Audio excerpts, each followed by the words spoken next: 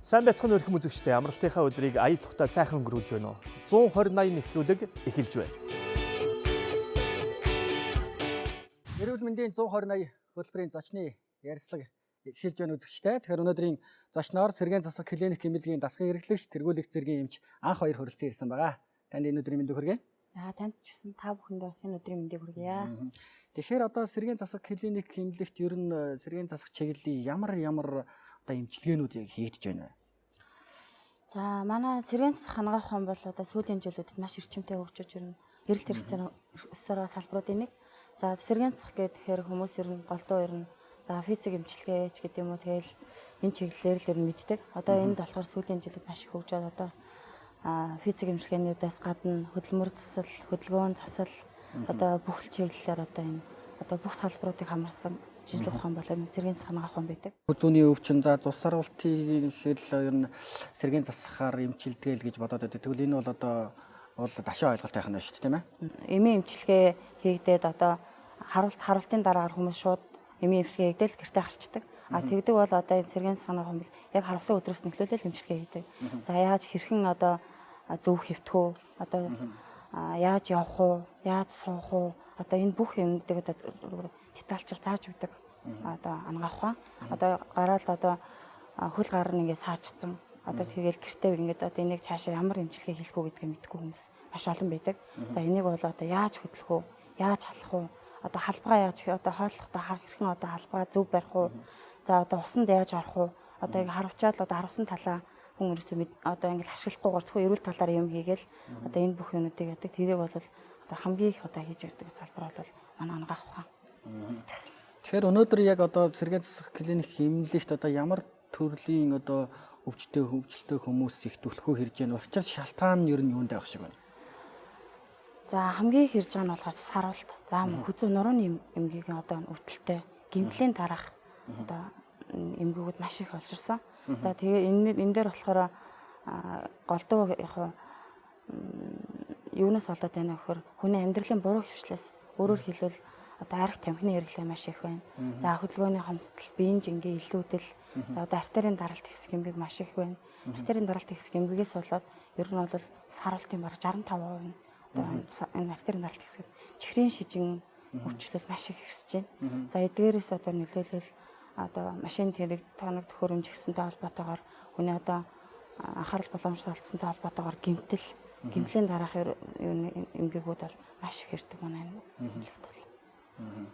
Тэгэхээр одоо ер нь Сэргээн засаг клиник эмнэлгийн одоо боловсон хүчин, техникийн хүчин чадал ер нь ямар хөө төвшөнд байдаг юм бэ? За манайх сүүлийн 2 жилд бол одоо Сэргээн засгийн одоо ингээ хөдөлгөөн засал эмчилгээний бүр том ингээд өрөөтэй болсон. За энэ одоо дотроо болохоор хөдөлгөөн засал эмчилгээ, ахуй заслын чиглэлээр бүр төрөлжүүлээд одоо хөдөлгөөн засал эмчилгээний сүүлийн үеийн бүхэл одоо тоног төхөөрөмжөөр хангагдсан. За одоо энэ тэгэхээр одоо харавсан хүнийг босоод тэнцвэрлэгчээр алхдаг, гар хөлийн жижиг одоо ингээд алдагдсан хөдөлгөөнийг сайжруулдаг, хөлийн хөдөлгөөн сайжруулах, за мөн гөөлтийн зам одоо алхахад одоо чиглэгдсэн одоо бүхэл одоо чадварын сэргийлсэн татвар сүүлийн үеийн тоног төхөөрөмжөөр авсан. За мөн манайх 6 хөдөлгөөн засалчтай, 2 ахуй засалчтай одоо харавсан харуулд одоо хөдөлгөөний чадварыг сайжруулах бүхэл төрлийн юмнуудыг хийж байгаа да. Эмчилгээний үр дүн ер нь ямар хөө байна? Эмчилгээний үр дүн ер нь яг хүний тухайн үеийн хүний одоо өвчин эмгэгийн үе шатаас нь за мөн хэр их одоо эрт бидэнд хандж байна. За тэгээд хүний хамгийн гол одоо хүсэл эрмэлзлээс би одоо ийм хөдөлгөөнөө сайжруулад ингээ гарчих исэн гэсэн юм хүсэл эрмэлзэл өвчтний хамгийн гол нь тэр хүсэл эрмэлзлээс шалтгаалж л үр дүн гардаг. Ер нь бол Сэргээн засаг ухаан бол богино хугацааны болон урт хугацааны гэдэг. Бүр урт хугацаанд харавсан одоо хүн сарвлаа гэж бодоход харавсан өдрөөс эхлүүлээд хэдэн сар жилээр хүртэл үргэлжилдэг тийм хугацааг бол яг тухайн хүний одоо юунаас шалтгаалж л бол тогтоодог. Тэгэхээр одоо бас эрт одоо эмнэлэгт хандах нь жухлаа гэж та хэллээ шүү дээ, тийм ээ? Тэгэхээр одоо манай тэр өвчтөнгүүд эрт хандахын тулд одоо хизээ яаж хаана хандах хэрэгтэй байдаг юм бол одоо танай тэр эмнэлгийн одоо хамар хүрээ тойрог нэр нь ямар хөө байдаг юм? Манай эмнэлгийн ер нь хамар хүрээ гэх юм бол нийслэлийн хүн ам болон хөдөө орон нутгийн бүх хүмүүс хүн амд болохоор чиглэгдсэн Сэргээн засаг эмчилгээг үзүүлдэг. За энэ эрт одоо хүн ингээд одоо жишээлбэл цус харуулттай хүн гэх юм л эхний өдрөөсөө л сэргийн сахимчлыг хийлгэж явах хэрэгтэй. Одоо биеийн байдал докторжингууд гээд одоо энэ биеийн доктортой байдал гэж юу вэ гэхээр ерөөсөө хүний амин үзүүлэлтүүд буюу артерийн даралт, зүрхний цохилт, за амьсгал эдэр ингээ бүрэн докторчсон үеэс эхлүүлэл цэргийн эмчилгээ хийж явах хэрэгтэй. Одоо жишээлбэл мэдрэлийн засагт одоо харавчаад хурж ирчээл одоо эмийн эмчилгээ хийлгэчээд за одоо нэг 10 хоногтаа цэргийн эмчилгээ хийлгэчээл хүн гэртээ гарангуудаа өөрийгөө ингээд орхичдаг. Одоо энийг цаашаа ингээд өргөжлүүлээд хийгээд би одоо хамгийн дээд түвшиндээ буюу эрүүл болох тэр хүртлээл цэргийн эмчилгээг бол хийлгэж явах хэрэгтэй. Тэр одоо хэдий ч эрт хамд нь цэргийн эмчилгээний үр дүн маш сайн байдаг. Толгомдж байгаа асуудал гэх юм бол ер нь хүний нөөцийн хувьд бас их ер нь бол хомс яадаг. Яагаад вэ гэхээр энэ одоо хөдөлмөр засал эмчилгээ гэх юм бол одоо бараг түрүү жилээс эхлээл бараг шинэ төгсөлт нь бараг 2019 оноос эхлээл орж ирж байгаа жишээ тий. Хөдөлмөр одоо хөдөлгөөн засал эмчилгээ гэх юм 2010 оноос өөрчилсөн боловч одоо төгсөөд гарч ирж байгаа төгсөгчд нь одоо бүх одоо манай эмнэлгүүд улсын хэмжээний одоо эмнэлгүүд бүр сэргийн эмчилгээний төвтэй болохоор зарж байгаа. Одоо тэндээ хуудаад ер нь бол хүний нөөцийн хувьд ерөнхийдөө бол бас дутагдал бас маш их байдаг. Энэ дээр бол одоо ажил анхаарах шаардлагатай байгаа юм байна тийм ээ. Тэгээ гол нь бас энэ үйлчлүүлэгчдэд бас ер нь бас төрөөс бас нийгмийн халамжийг бас сайжруулах хэрэгтэй. За одоо хүн харавчаад гэртээ байгаад хөдөлмөрийн чадвар алдагдлаа. Одоо хөдөлмөрийн чадвар алдагдаад ирэх юм бол гэртээ игээд бас одоо өөрсдийнхээ одоо өмнө хийжсэн ажлаа хийх чадваргүй болдог. За энэ талаас нь одоо хэрвээ босод орнд одоо жишээлбэл Японд гэх юм бол хүн мэрэгчлээ хүртэл сольж болдог. Одоо өмнө нь одоо биеийн хөдөлгөөний одоо хөл гараа ашиглаад одоо ингэж явж өгдөг юм ажил хийдэг байсан бол хэрвээ хөдөлгөөн одоо хөдөлмөрийн чадвар алдагдаад суугаа болчих юм бол энэ хүн одоо жишээлбэл 2 гараа хөдөлгөөд ямар ажил хийх боломжтой вэ? Тэр бүх одоо энийг Японд бол нийгмийн талаас нь маш их одоо ханддаг тэрийг бол сайн ингээд одоо сайжруулаад өгсөн байдаг. Манайд бол тэр бололцоо бас айгүйх бас дутагдaltaй байдаг. Одоо тэр хүн тэгэл одоо арга гэрийнхээ одоо өөрөөр хэлбэл бүрэн хасрамжинд итгэл гэх юм болчихж байгаа байхгүй. Хэрвээ энэ эмчилгээг одоо эртхэн аваад өөрийнхөө хэмжээнд одоо сайн явдаг, эмнэлгээр сайн аваад одоо өөрийнхөө эрүүл мэндийн төлөө анхаардаг бол бас хүн бас сайжирч болж байгаа. Тэгэхгүйгээр тэгэл ер нь бол гэртээ одоо ингээл за одоо би нэгэнт өнгөрсөн хүн одоо ингээл хөдөлгөөн одоо миний үйдсэн би ахиж хаж чадахгүй гэл ер нь бол өөрийгөө хайчдаг байхгүй. Тэгэхээр одоо бас нийгмийн талаас нь бас жоохон анхаарч өгсөй л гэж бас боддог. За баярлалаа. Бидний урилгыг хүлээж авч зочноор хүрэлцэн танд баярлалаа. Ажлын амжилт хүсье. За баярлалаа.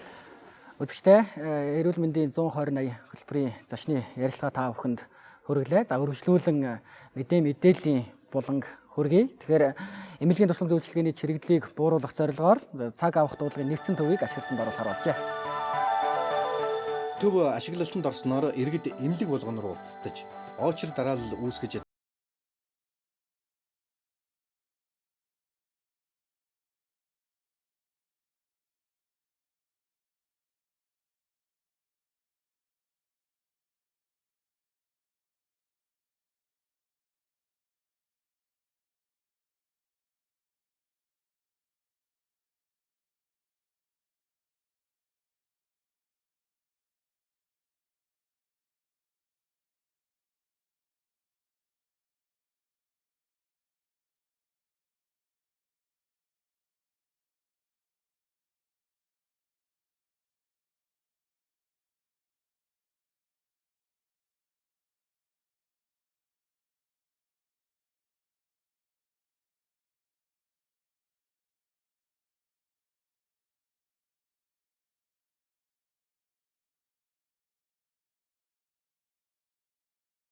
боловсруулах ажил үлдээд байгааг холбогдох албаныхан эрүүл мэндийн сайдад тайлгналаа.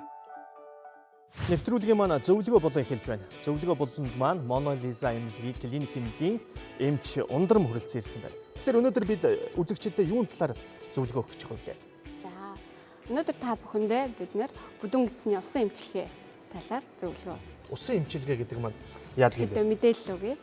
За тэгэхээр бүдүүн гидс гэдэг маань нэг юм. За тийм. За энэ бол хоол боловсруулах эрхтэн систем байгаа. За бүдүүн гидс гэдэг маань бол хоол боловсруулах замын хамгийн эцсийн гол чухал эрхтний нэг бөгөөд хоол амаар ороод улаан олоогоор дамжаад ходоод нь очиж шимэгдээд нарийн гидсэнд очиж одоо боловсрогдоод хамгийн сүүлд бүдүүн гидсэн дээр очиж Одоо яг бүдүүн гидс маань гадагшилдаг. аль нь вэ? За бүдүүн гидс гэдэг нь маань болохоор энэ нарийн гидсээ хүрээлж байдаг юм жаат шиг хэлбэртэй юм 1.5 м урттай юм булчинлаг эрхтэн байгаа. 1.5 м урттай. Тий. Маш урт гэсэн үг ерөөхдөө. За энэ бүдүүн гидсэнд маань болохоор ямар үүрэгтэй вэ гэхээр мэдээж биеэс хорт бодисыг гадагшлуулах үүрэгтэй, дулаан зохицуулахын үүрэгтэй, мөн ус эрцгийг эргэн шимэх үүрэгтэй, мөн мэдээж баасыг хэлбэржүүлэх үүрэгтэй. Ингээд ийм дөрвөн гол үүрэгтэй байгаа. За тэгэхээр бид нар өдөр болгон бие засч чаддаг байлоо те.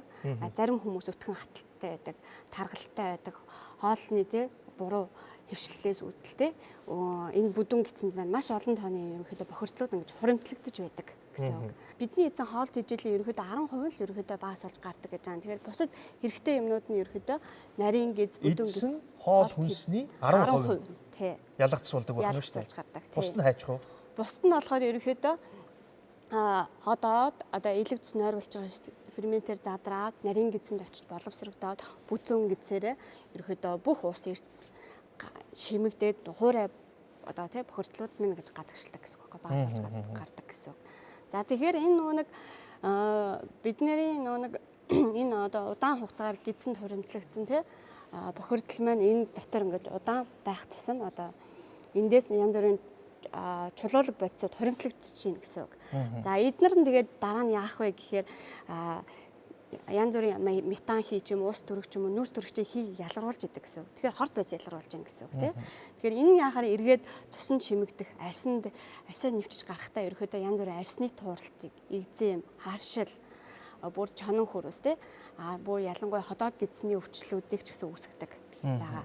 Тэгэхээр энийг ерөөхдөө цэвэрлэх арга болохоор бүдүүн гидсний усан эмчилгээ гэж байгаад байгаа байхгүй юу. За энэ яаж цэвэрлэх вэ гэхээр анус руу гуурс хийгээд тэгээд далттай цэвэршүүлсэн биеийн температур тохирсон усаар ингэж угаа цэвэрлдэг гэсэн үг. Тэгээ тэр анусаар орсон ус маань тэг хайчих уу? Анусаар орсон ус маань болохоор мэдээж одоо шулуун гидсэнд гуурсаа орууллаа тий. Тэгэхээр даралтаа өглөө ус, даралтаа ус орлоо. Ерөнхийдөө өксөх гэдээс хөндлөн гэж зуруудах гэсгээр ингэж дамжиж урсаад бохирдол маань бохирын хоолоор гадагшилдаг гэсэн үг. Бохирын хоолоогоор гадагшилна. Тэгэхээр анусаар 2 хоолоо орох нь гэсэн үг үү? Тийм, гуурсандаа 2 хошуу одоо бэхлэгдэж гин гэсэн үг байхгүй юу? Тэгэхээр нэг нь цэвэр усны хоол, цэвэр усны хоолгоор цэвэр усны орлоо, бохирын хоолгоор нь бохирдол нь гарлаа гэсэн үг. Тийм. Ингэж маш ингэж циклтэйгээр цэвэрлэгдснээр энэ дотор үүссэн тэр бохирдлыг маш сайн гаргаад гадагшлуулж өгнө. Давхар энэ дотор байгаа шимэгч орхоо. Гадагшлуулснаар ер нь ямар ашиг тустай? Гадагшлуулснаар мэдээж бүдүүн гидсний гүрэлц хөдөлгөөн нэгдүгээр сайжирч байгаа нь. Гидсэн доторх одоо хий те дүүрэнг маш сайн гадагшилж байгаа нь.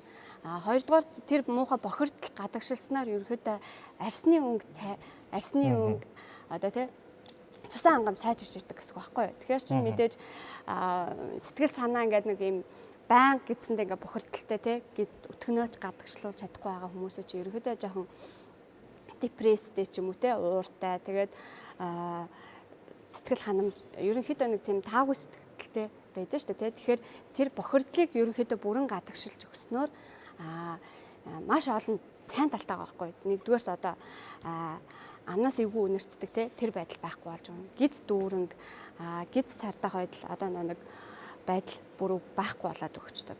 Тэгээд ялангуяа янз бүрийн хаашил эмзэгшлүүд эдгээр буураад сэтрэх нь багасаад өгчдөг. Нойр одоо хүрдэг хүмүүс байдаг шүү дээ. Нойр хүрэх байдал эрс сайжраад ирдэг. Ачаал даах чадвар, ядрах, янз бүрийн халдвар дөрвөлт өвчнүүдээр өвчлөхийн байдал нь дээрдэд дахлаа сайн дэмжиж өгдөг гэсэн үг байхгүй юу. Тийм. Тэгэхээр энэ эмчилгээ маань болохоор ерөнхийдөө урьдчилан сэргийлэх хамгийн сайн эмчилгээ гэж хэлж байна. Тэгэхээр одоо энэ нь бол ингээд эмнэлгийн журмаар бол ингээд цэвэрлэлж байна тийм. Тэгвэл энгийн нөхцөлд бас энийг цэвэрлэх боломж бий юу? Гэрээ нөхцөлд ч юм уу мэдээ цэвэрлэл нь одоо бидний нэрлэж заншнаар усан клизм, тосон клизм гэдэг байгаа шүү дээ тийм. Ийм клизмээр одоо энэ бохирдлыг гадагшлуулж болно. Тэгэхдээ энэ нь болохоор зөвхөн анусны одоо энэ шулуун гидсэнд очисон тэр нэг зөвхөн шулуун гидсэнд хананд байгаа тэр бохирдлыг тэр клизм маань гадагшлуулдаг гэсэн үг байхгүй. Тэгэхээр энэ хөндлөн гэж одоо өгсөх хөндлөн энэ урагт гэсэн доторх байгаа тэр хан доторгоо бүх бохирдлыг ингэж авч чадахгүй.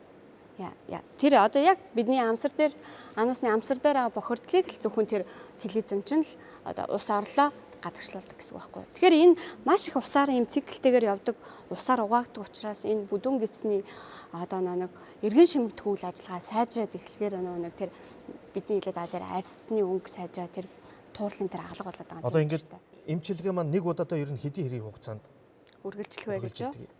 Ерөнхийдөө болохоор 1 цаг орчим л үргэлжилнэ. Тухайн хүнийхээ бүх биеийн байдлыг үнэлээд, тойрог жингийн үзээд, даралт амин үзүүлэлтүүдийг үзээд тухайн хүний эмчилгээнд оруулаад тэгээд эмчилгээ хийгээд дуусгаад яг 1 цаг л болно гэсэн. Одоо жишээ нь усан эмчилгээ одоо ингээд угаалт байна тийм ээ. Хоёр дахь нь клизм тавьж болж байна гэж байна. Өөрөөр ямар арга байдаг юм бэ? Одоо монголчууд ярьдэн шүү дээ. Одоо ингээд элдв янзын чавгач гэдэг юм уу идэл ингээд гизээ цэвэрлж ийн мэвэрлж ийн гэж яриад байдаг. Энэ хэр ортой байдаг юм бэ? Яг нэг хоол хүнсээрээ бид нэр ингээд эслэг ихтэй хоол хүнс идэг ч юм уу те. Нэг дандаа тийм эслэгээр баялаг жимс ногоо идэж цэвэрлэж гаргадаг ч гэсэн тодорхой хэмжээнд гидсэнд бохирдол ингээд байж л байдаг гэсэн. Мацаг барьдаг хүмүүсүүд одоо бүр детокс цэвэрлэгээ хийлгдэг хүмүүсүүд ирж угаалгадаг байхгүй юу?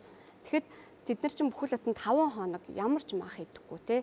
Ямар ч тийм одоо хоол хүнс хэрэглэхгүй зөвхөн юм жуус ч юм уу усан мацаг. Тий, эсвэл жимсээр те мацаг бариад гидсээ цэвэрлүүлээд мацгаа тайлаа гэж ирэхэд тэн дотор бас бохирдол гарч л байдаг. Тэр бол маш олон жилийн хугацаанд л бохирдол байгаад байна гэсэн үг шүү дээ. Тэгэхээр бол одоо хоол хүнсээр ч юм уу элдв янзын энэ бохирдлыг цэвэрлж байгаа ч гэсэн олон жилийн хадгалагдсан. Тэр юу бол гүйцэд цэвэрлэгдэхгүй л гэсэн үг байна шүү дээ, тийм ээ. Тэрийг маш сайн цэвэрлэхийн тулд та энэ эмчилгээнд орсноор тэр байдлаасаа салах болно л гэсэн. Одоо за ингээд тарган хүмүүст бол ойлгомжтой. За дундаж одоо юу гэдгийг жингийн хувьд илүүдлэгүү ийм хүмүүст иймэрхүү бохирдол байх уу ер нь? Байна. Бүр ялангуяа одоо ингээд туран хай ч юм уу те ерөөхдөө ингээд залуу насны хүмүүсүүд чинь эрэгтэй эмэгтэй гэлтгүү өдөр алган хүндэрдэг бие цасдаг гэдэг хүмүүс хүртэл ороход маш их хэмжээний бохирдол ингээд бас одоо өтгөн гадагшлаг гардаг. Тийм. Тэгэхээр ерөөхдөө заавал тэр хүний бас тарган туранхай те тэр хэмжээ бол хамаагүй. Яг бол бүдүүн гизхэн болгонд ажиллах урттай л байгаа учраас. За баярлалаа. Бид бүгдэд бас энэ бүдүүн гидсний усаар цэвэрлэх энэхүү эмчилгээний талаар зөвлөгөө өгсөн ундарамдаа баярлалаа.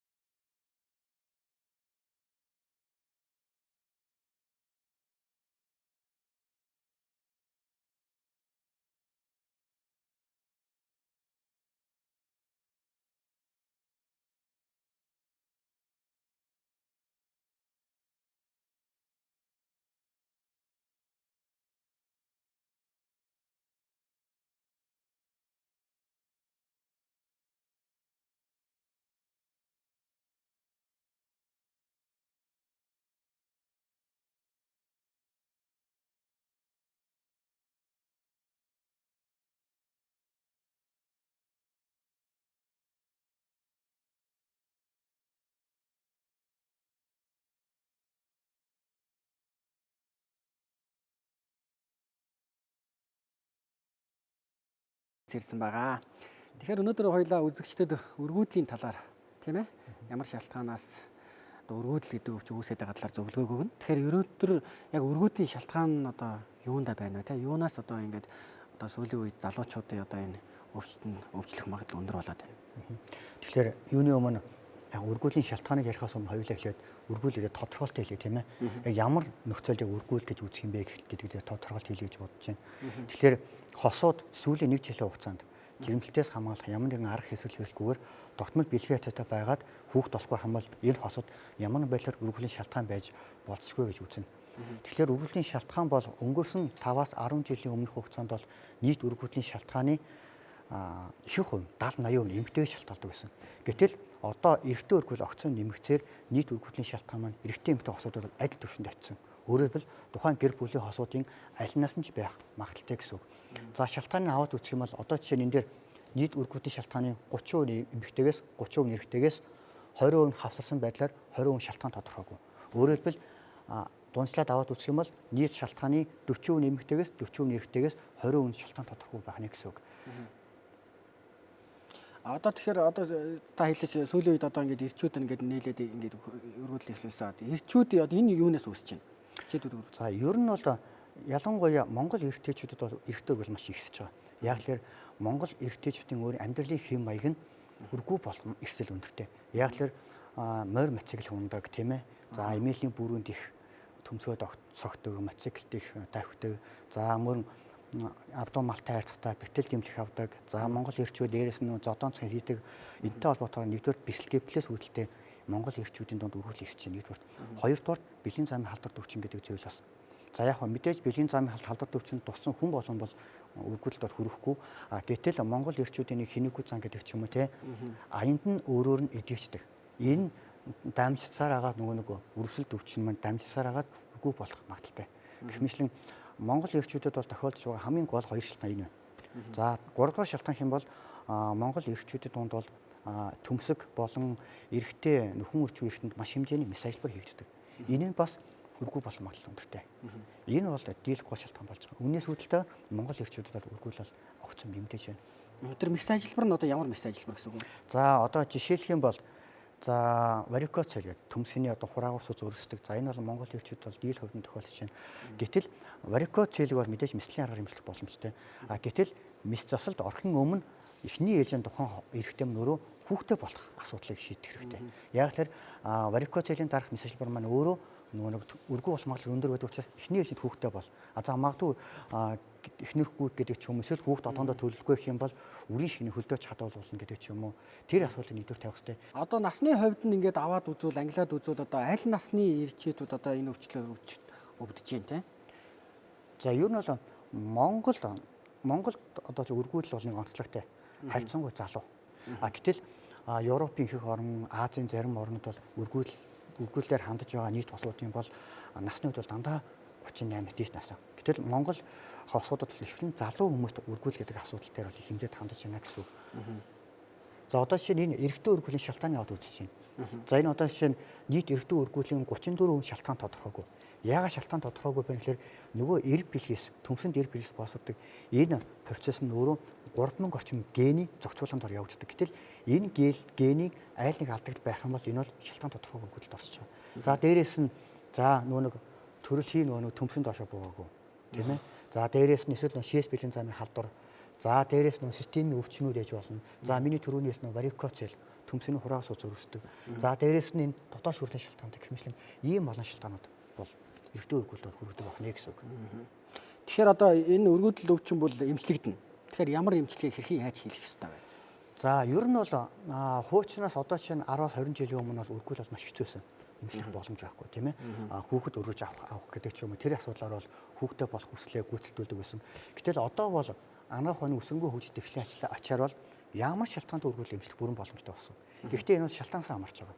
Эми эмчилгээ хийх үү, мэслийн эмчилгээ хийх үү, эсвэл үр цацах юм уу, үр шилжүүлэн суулгах юм уу. За гэтэл бүр ямар ч боломжгүй хосууд байж болно. Бүр нөхөр нь бүр огт үргүү. Эсвэл эхнэр нь огт үргүү. Энэ тохиолдолд тэгвэл доонор авах боломжтой. Өөрөөр хэлбэл төрсөн дүүгээсээ ч юм уу, төрсөн ахасаа ч юм уу тийм доонор аваад хүүхдээ болох хүслээ гүйцэтгүүлэх боломжтой. Эсвэл тухайн ямар байлаар эхнэр нь одоо тех боломжгүй байх юм бол тэгж хашлаад гэдэг ч юм уу. Сүүлийн одоо 5-аас 10 жилийн хугацаанд бол үр шилжүүлэн суулгах юмшаал Монгол бол эрчимтэй хөгжиж байна. Энэний ачаар бол аль ч хэлбэрийн шалтгаантай үргүүлэлийг бол эмчлэх бүрэн боломж бүрдсэн байгаа. Тэгэхээр одоо манай залуучууд одоо урьдчилан сэргийлэхийн тулд юуг анхаарах ёстой вэ?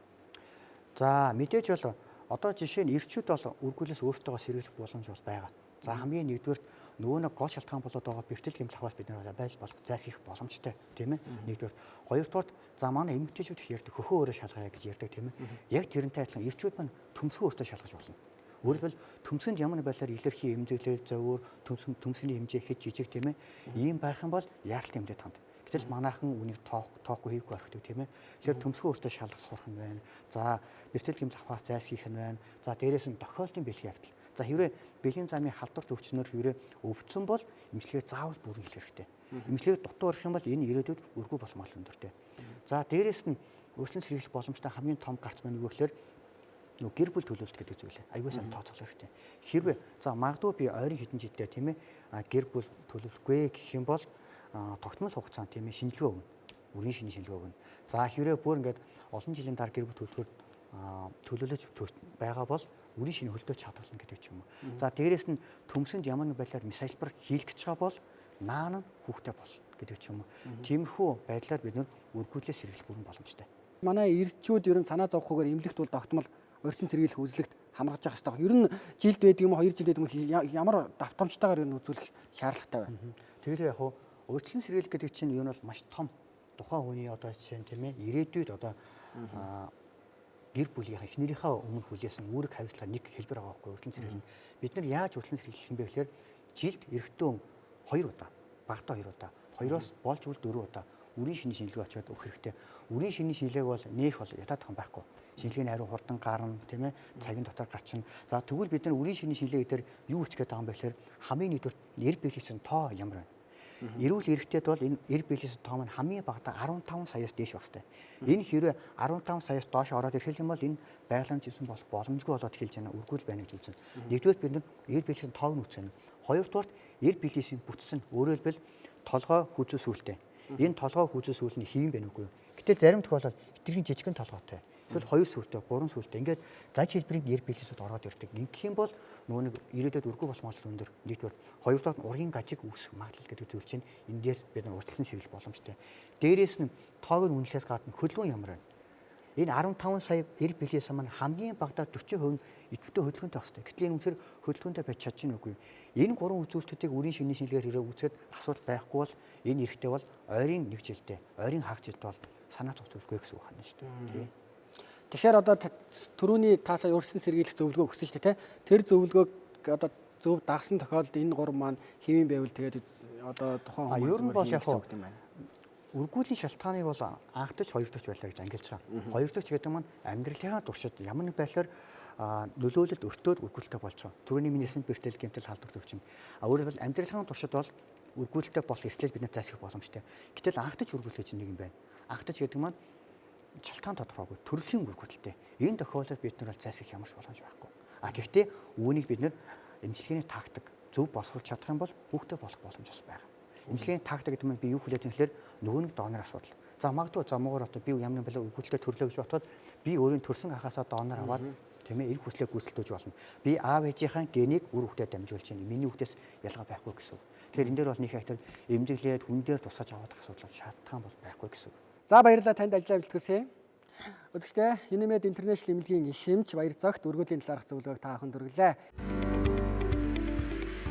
За тэгэхээр бид нар өнөөдрийнхөө дасгал хөдөлгөөн булангаар сэргээн засах клиникийн хөдөлгөөн засалч эмч мөнх сайхан хүрэлцээртэй. Тэгэхээр бидний өнөөдрийн зөвлөгөө маань ямар зөвлөгөө байгаа вэ? За өнөөдрийн зөвлөгөө нь ерөнхийдөө одоо орчин үеийн хамгийн их түгээмэл үйлдэлгүй хоён хөөрөх гэдэг үйлдэлтэй эсрэг хөдөлгөөнчлөл эмчилгээ гэж. За ерөнхийдөө бол хөдөлгөөнчлөл эмчилгээ маань болонгууд хүмүүс харангуут за одоо энийг хийгээрэй гэд чиглүүлдэг хүн гэж хардаг бол цаад утга санааны гэх юм бол таныг үнэлгээ хийгээд ямар төвшөнд эмгэгтэй явж байна. Тэрэн дээр чинь тулгуурч хөдөлгөөний чинь зөвлөж өгдөг. За яг хоён хөөрөлтийн эсрэг болохоор яаж хүн өөрийгөө хоён хөөрснийг мэдэх вэ гэх юм бол таны трапезийн дээд салаа гэдэг булчин чангараад шилүү үзүү халуун өргөд толгой дүүнгэх шинжээр илэрч өгдөг. За үүний эсрэг болонгод ерөнхийдөө дасгал маань 3 төрөлтэй өгдөн. Бие халаалт, дасгалын үе, дасгалын хөргөлт. За тэгэхээр ерөнхийдөө бие халаалт маань маш амархан. За та ч гэсэн дагаад хийгээрэй. За тэгье. За хөлдөөмөрний хэмжээтэй заа аваад машиндаа гараа аваад за ахлаа халаана. Урагш нь нуул 1 2 баруун тал руугаа 3 дунд руугаа 4. За энийг 3 удаа хийнэ. За дараагийнх нь баруун тал руугаа эргүүлээ. За ингэж толгойг эргүүлж явахад анхаарах зүйл юу вэ? Толгой эргөх, дотор муухай эргэх шиг тэндэг гарвал хөдөлгөөнөө зогсон. За мөн адилхан зүүн тал руу яваа да. Зөв. За бас нэг анхаарах зүйл амьсгаагаа хамраараа аваад амаараа гаргана. За яагаад амьсгал чухал вэ гэхээр дасгал хийж байгаа явцад амьсгал төгжих юм бол бие махбодод ан өрөө буюу хүчил төрөвчгүй амьсгал явагддаг. Үүнээс болоод нөгөө бие булгарл гэдэг үүсдэг болон үүсдэг. Тэгээд бие булгарчаар яадаг вэ хүн хөдөлгөөн хийсэн чи бие өвдчихлээ. За болив. Шууд хайдаг. Тэгэхээр өөрт таарсан митийн буюу эрчмийн өөртөө тааруулж их хөдөлгөөний юм бол илүү бүрдүүлдэг. За энэ бол халаалтын тасгал. За халаалт хийсний дараа сунгалтын тасгал.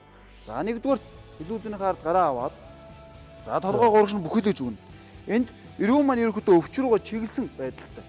За та хэрхэн зөв байгааг мэдэх гэх юм бол таны шилэн хүзүү ардлын булчин чинь татагдаж өгнө. За тэгээ өөрт тааруулаад хамраараа амьсгаа аваад амаараа гаргана. За энэ маань 20-с 30 секунд барих юм. За дараагийнх нь хойш нь эрхээ уруугаараа. Ерөн дараасаа туллаа. Хойшоо. Шат хүртлээ. 20-с 30 секунд. Зөв.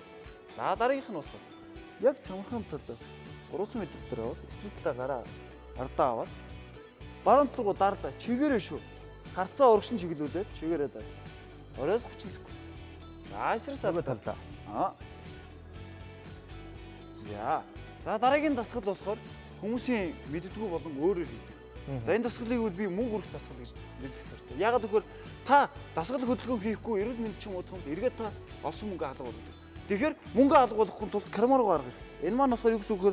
Дагсны төвгөр дээр гараа байрлуулад эсрэг талаа гараа байрлууллаа. Яг карман руугаа харж байгаа буюу 45 градусаар дарж өгнө. Зөв. Ингээд яг энэ талын чинь болчихно. Тэгж мэдэрдэн. 20-с 30 секунд. За эсрэг талдаа. Зөв. За одоо энэ болохоор яг хүзүүний үеийн хэсгийн өвдөлтийг намдааж өгч байгаа. Тэгээ хоёрын хүмүүс юу гэж ойлгодог вөхөр шууд бариулаад нухуулах юм бол хоёрын алга болчтой гэж ойлгодог. Гэтэл хоёрын гэдэг маань дарфазын дээд цалаагийн чангарал, мөрний булчин, далны булчин гэж чангалаас үүсээд хоёр маань үүсдэг. Тэгэхээр одоо мөрөө сулж байна. За мөрөө эхлээд дээш нөрөглөө, хаашаа болголоо. Энийг 15 удаа. За дараа нь мөрөө гадагшны эргүүлээр 1 2. За энэ хөдөөний хийгээд ямар мэдрэмж төрөхөө хэр танд тухайн үед яг хоёр хөөрж байгаа юм шиг мэдрэмж төрнө. Тэгээд 20-с 30 секундаар алга болно. За одоо болохоор хойш нь. Зөв. Энэ үед амьсгалаа мартчихвахгүй. Амраараа аваад амаараа гаргав. За одоо энэ хөдөлгөөнийг хийсний дараа маш амархан тасгал байна. Энэ юу гэхээр хөргөлийн тасгал. Дараа удаа аваад өөрийнхөө эрүүгээр баруун болон зүүн талын тохиогоо хүмүүс сайхан уруулаад жимбил гэж үг. 1 2 Энд чи одоо хөргөлтийнх нь. Бид нар түрүүнээс хойш хуянгийнхаа дасгалыг хийцгий юм байна шүү дээ. Би халааж ийл гэж бодоод байсан чи. Тий, маш амархан. Тий. Яг тэгэхээр дасгал гэхээр л хүмүүс шууд гүгээд хөлсөө гаргана гэж боддог. Үгүй. Гэтэ хөлс гарч шүү дээ. Таны болохоор чангалтай учраас тэгж байгаа байхгүй. Би бол ингээд даагсан байдлаа зогсоод. Тэр чангал багтаа. Тэгэхээр тухайн үеийнхээ өвдөлтөөс шалтгаалж таны бие махбодод үзүүлэх нөлөө маань өөр байгаа. Тэгэхээр маш амархныг өөртөө 2 минутыг л өдөр зарцуулах хэрэгтэй. Тэгэх юм бол эрүүл бие саруулах болж. Нэг удаагийн энэ дасгал маань 2 минутанд л багтана гэдэг байна шүү дээ. Тэгээд 2 минутанд тий 2 минутанд та хуянгаас салах нь байна. Мөн хөдөлгөөн дасгал гэдэг ийм амархан болохыг бас мэдгэн байна. Ингээд манай нэвтрүүлэгт хүрэлцэн ирсэн мөнх сайхан эмчтэй баярлалаа. Дараагийнхаа дугаараар эргэн уулзцгаая. Баяртай үзэгчтэй.